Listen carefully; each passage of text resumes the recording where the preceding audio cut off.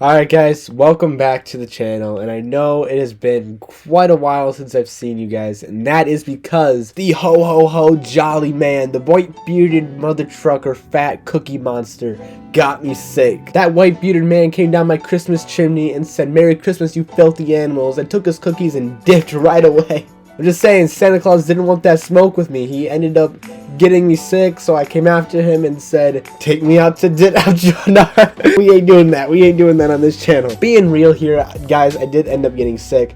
Literally after I uploaded my last video, my reaction video, which we're going to go into in just a second. So I literally had to power through Christmas Eve, Christmas Day, survive all the Christmas get-togethers that I had. And I felt pretty horrible. I was done. I was tapped out, and it sucks because I wanted to do a bunch of breakdowns regarding the last few fights that we have been talking about on this channel. I don't know what it is. Again, Santa Claus, literally, I'm saying Santa Claus got me sick because everybody on my block is sick. My grandma's sick, my mom got sick, my sisters got sick. I don't know if you're sick. Santa got everybody sick this Christmas. I don't know what he was thinking. He didn't want that smoke. He left and dipped right after he sent out the poison gun at me. But I'm here right now. I'm back, and I want to say Merry Christmas, Merry late Christmas to all of you guys. I hope you guys got whatever you guys wanted and more. I don't know if you guys can tell, I'm not 100%. My voice is gone, but that doesn't mean that I can't come back and start giving you guys some great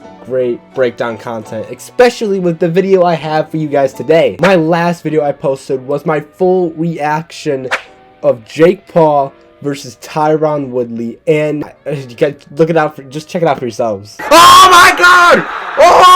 Oh my god! Tyron Woodley knocked out. That's the fight, bro. Oh my god! Jake Paul with the one punch, right hand, sits down Tyron Woodley. The chosen one just got picked and slapped by Jake. There's that. Oh my god, that right hand. Oh my god. Yeah, you know, things got pretty lit in the Case household that day. Yo, just real quick, can we just talk about my live reaction video that I uploaded? Just 1 second. Oh, hold on. Well, I'm sorry. I'm getting a call. Hold on. Hello? Oh, sorry. It's showtime. It's showtime. Hello? Wait, what's up, Showtime? Oh, you mean to tell me that you removed my video and you want me to take it off of YouTube? That because I put a 5-second clip of your YouTube video in it for my reaction video? You mean to tell me you want me to take it off of YouTube? Oh, okay. Yeah, I get it. Yeah, that's fine. Yeah. I'll take it off. By the way, you're a piece of shit. Do you understand the problem here? Showtime. What's really good? I ended up posting the first time I posted my YouTube video, the live reaction of me reacting to Jake Paul knocking out Tyron Woodley. I had a 5-second clip of me just reacting to the video, and you guys can see what I was reacting to. So I added that clip in there, and Showtime literally removed the video. They didn't like it. Like, Showtime, what's good? Like, I'm Tyler. You should know who I am. So Showtime, thank you. Merry frickin' Christmas. But guys, besides Showtime taking down my YouTube video, Merry frickin' Christmas to you too, we have to talk about this fight. You guys saw my live reaction. Jake Paul literally destroyed Tyron Woodley in the 6th round. One punch, lights out. Literally after Tyron Woodley got knocked out, Mama Woodley was looking around the entire arena looking for another son. And hey, Mama Woodley, if you ever need another son, I mean, I'm not gonna do that. I'm not gonna do that. I should probably chill with the jokes in this video. I've said a lot. I should probably just chill and back off for a second. Literally, as soon as the bell rings, both of these fighters meet in the ring and just go to town with each other. Tyron Woodley had his hands up from his stance, little pop out from the left hand, kind of like an MMA stance like he had in his MMA UFC career. However, Jake, from his first fight, he ended up having his his right hand up and his left hand down. This fight, he had both hands up. Jake Paul in his first fight ended up having his legs spread out a little too long. I felt like he was like throwing his overhand right like from like way back because he kept leaning down and not getting enough power on it. But with this fight, Jake Paul had his stance a lot more smaller. His legs weren't as spread apart. He wasn't leaning down like this. He was standing up, kind of dominating the entire ring. Tyron Woodley came out the same with the stance, hands up, kind of MMA style.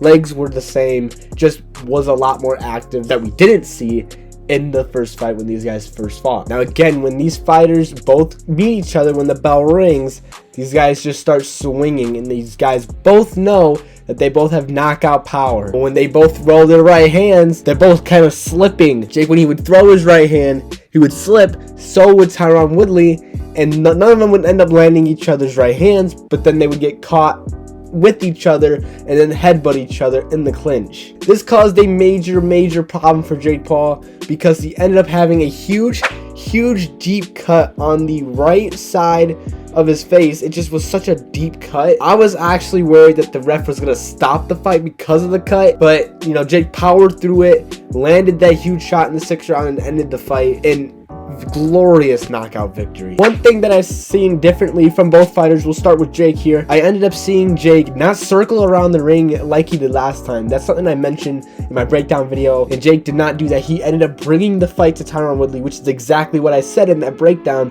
that Jake Paul couldn't circle around the ring. He needed to bring the fight to Tyron Woodley and end up landing some big time shots, which he ended up doing exactly that. However, on Tyron Woodley's side, Tyron Woodley pressuring Jake just like last time, great advantage, being more active, which is what I said that he also should do, because we didn't really get to see that in his last fight. Tyron Woodley was winning rounds. It was becoming a very close fight between both of the fighters in round 6. If that fight ever continued and played out longer, Tyron Woodley probably would have won that fight. I'm not gonna lie. Just Tyron Woodley needing to be more active was all that we just as fans wanted to see from him, and he did exactly that, and it was working until he got clipped with that shot. And one thing that I didn't expect to see was Jake Paul's cardio come into work here. His last fight, he ended up gassing because this was his first fight, his first 8-round fight that he went the entire distance to, and we thought that coming into this fight, Jake Paul's gas tank would be completely okay. But in this fight, I don't know if it was because that when they kept clinching,